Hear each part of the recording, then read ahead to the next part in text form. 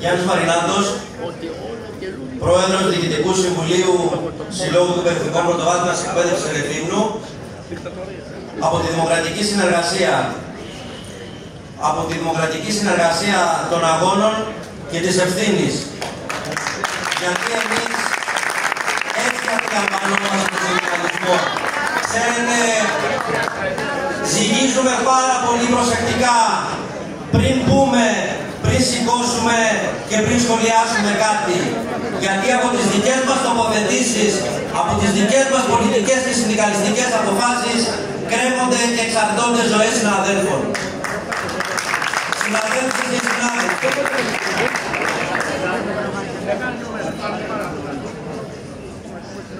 Έχουμε συνηθίσει οι επεξεργασίες μας και οι αναλύσεις μας να δικαιώνονται. Επιβεβαιωθήκαμε πριν λίγο ακόμη μια φορά.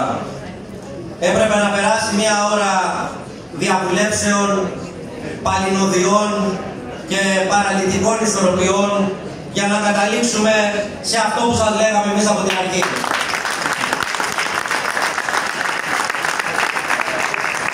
Ωστόσο, τίποτα δεν πάει χαμένο.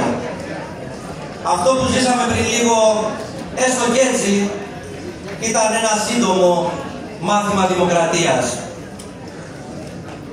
Το έχει πει αρκετά εύγλωτα και ο Βαγγέλης Βενιζέλος. Στη δημοκρατία,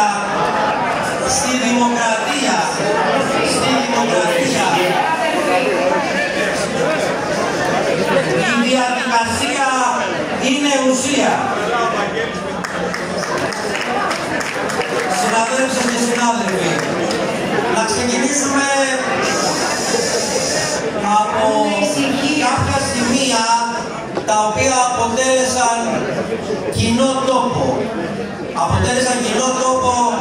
Όπως αποδείχθηκε από τη συζήτηση που αναπτύχθηκε αυτές τις 3 μέρες κατά τη διάρκεια της 24ης Γενικής Συνέλευσης του Κλάδου. Σημεία λοιπόν 2 στα οποία συμφωνούμε, στα οποία συγκλίνουμε όλοι. Αυτή είναι ίσως η μεγαλύτερη και η πιο σκληρή επίθεση που δέχεται ο κόσμος της παιδείας και της εργασίας τα τελευταία χρόνια. Από μια κυβέρνηση αυταρχική, αντιδραστική και διεφθαρμένη. Από την κυβέρνηση του Κυριάκου Μητσοτάκη και της Νέας Δημοκρατίας. Ο δεύτερος κοινός τόπος είναι ότι αυτή λοιπόν ακριβώς ίσως είναι η πιο έντονη στιγμή για να συνειδητοποιήσουμε ότι ήρθε η ώρα να συνεννοηθούμε, να συνεργαστούμε, να απαντήσουμε, να αντεπιτεθούμε. Αλλά πώς θα γίνει αυτό, με ποιον τρόπο? Η συζήτηση μέχρι τώρα δεν βοήθησε. Εδώ μέσα έπρεπε να κυριαρχούν ιδέες, επεξεργασίες, αναλύσεις. Είδαμε όμως τι κυριάρχησε για άλλη μια φορά. Η φετινή συνέλευση διεξάγεται σε μια περίοδο έντονης κοινωνικής, οικονομικής και πολιτικής πίεσης για το δημόσιο σχολείο και τους εκπαιδευτικούς που το υπηρετούν. Δεν πρόκειται απλώς για ακόμα μια δύσκολη σχολική χρονιά. Είναι μια χρονιά τομή. Μια χρονιά που η επίθεση στη δημόσια εκπαίδευση, στους μισθούς, στα μορφωτικά δικαιώματα, στην παιδαγωγική ελευθερία και δημοκρατία κορυφώνεται. Είναι η χρονιά που καλούμαστε περισσότερο από ποτέ να αρθρώσουμε συλλογική φωνή, να χαράξουμε στρατηγική, να οργανώσουμε τη δράση μας. Για μας η πραγματικότητα είναι σαφής. Οι εκπαιδευτικοί έχουμε γονατίσει οικονομικά. Οι μισθοί μας δεν επαρκούν για τις βασικές μας ανάγκες. Σε αυτή τη συγκυρία δεν μας επιτρέπεται να περιοριστούμε σε ρόλο παρατηρητή. Οφείλουμε να δράσουμε με νόητα, μαχητικότητα και πείσμα, να εμπνεύσουμε τους συναδέλφους, να ξαναδώσουμε νόημα στη συλλογικότητα, να κινητοποιήσουμε τον κλάδο. Όχι με έναν λόγο αόριστο και αμυντικό, αλλά με πρόγραμμα, με στόχους, με τόλμη. Το πρόγραμμα δράσης πρέπει να αντανακλά ακριβώς αυτό. Ένα σχέδιο αγώνα γειωμένο με την πραγματικότητα. Ρεαλιστικό και συνομοθετικό, με πολύμορφες αγωνιστικές κινητοποιήσεις.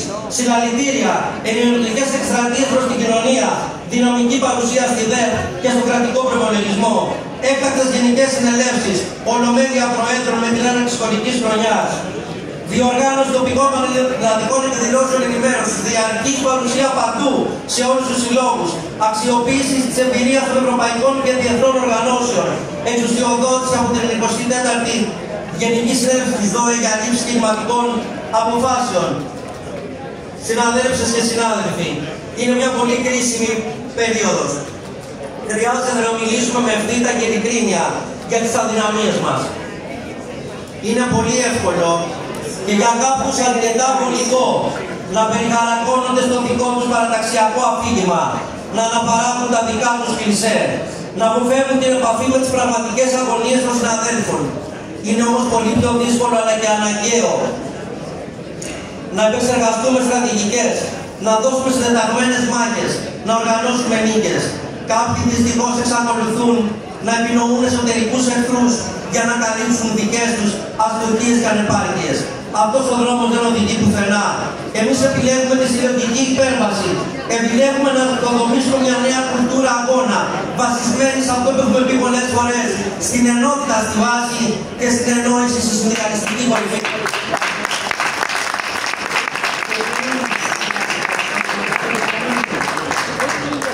Η σοσιαλδημοκρατική παράδοση, αυτή που διαμόρφωσε το κοινωνικό κράτος στην Ευρώπη, μας εμπνέει.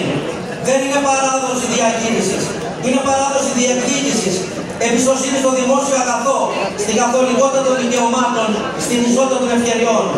Υπερασπίζεται την παιδεία ως δημόσιο κοινωνικό αγαθό και τον εκπαιδευτικό ως θεμελιώδη δημοκρατικό λειτουργό. Αυτό είναι το υπόβαθρο πάνω στο οποίο καλούμαστε να οικοδομήσουμε τη νέα φάση του αγώνα μας. Και κλείνοντας, κλείνω.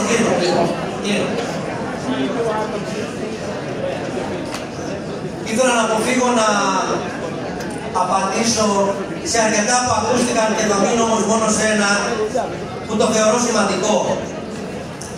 Η συναδέλφισσα Δρυμάλα στην τοποθέτησή της από αυτό εδώ το βήμα είναι και πρόεδρος Γενικής Συνέλευσης του κλάδου, της 34ης Γενικής Συνέλευσης.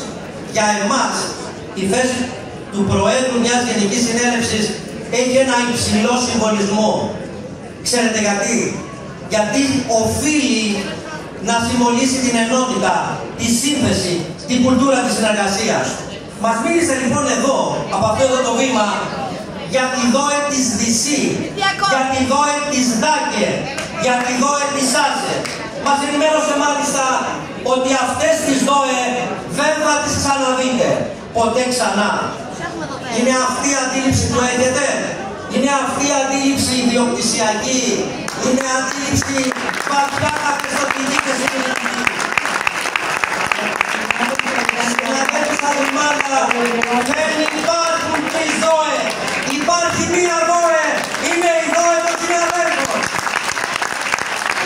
Αλλά επειδή μίλησες για τη ΔΟΕ της ΔΥΣΗ, η ΔΟΕ της ΔΥΣΗ είχε συσπήρωση, είχε λόγο, είχε ρόλο, έδινε μάχες συνοδημένες και κατέγραφε νίκες συνοδημένες. Για μια τέτοια πλειοψηφία αγωνιζόμαστε.